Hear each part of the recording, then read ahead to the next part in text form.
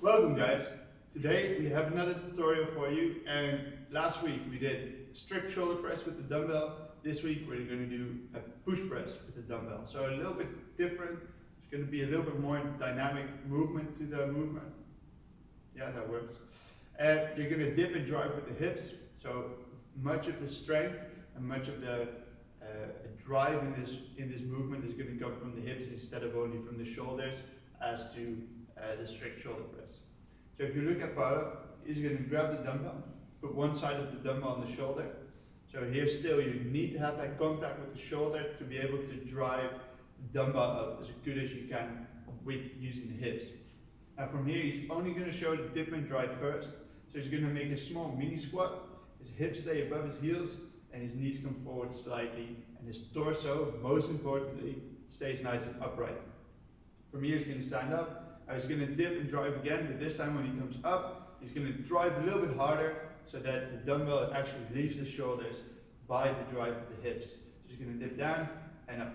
So he almost makes a small jump, but his feet are going to stay on the ground. Try to push down into the floor with your toes and not let your feet slide backward or jump up into the air. That's just going to make your landing and the rest of the movement a little bit less stable.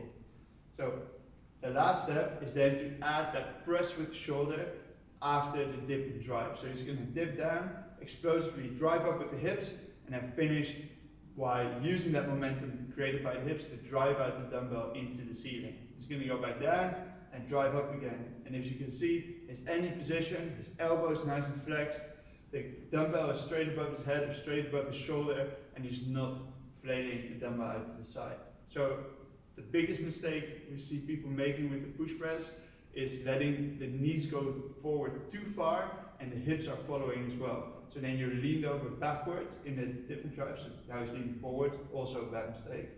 But backwards is even worse for the lower back. Yeah, so then you would sort of slide underneath the dumbbell and you're doing almost a bench press. The other one is in the dip and drive, and is leaning forward too far. So he would dip down and he would always make a sort of good morning, and then from there drive the dumbbell up, which is just going to go all over the place. You have to correct, you have to pull the dumbbell back, it's just going to fatigue the shoulder even more. So try to keep nice and tight. It doesn't have to be a big dip, just a small dip so you can be very explosive. Hard drive with the hips, push into the floor, and flex that elbow on the way up. And then you should be golden.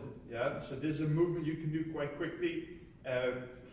We would say it's more of a conditioning movement than a dumbbell strict press would be, simply because of the fact that you can do more reps after one another. Yeah, you can make bigger sets than with the strict press.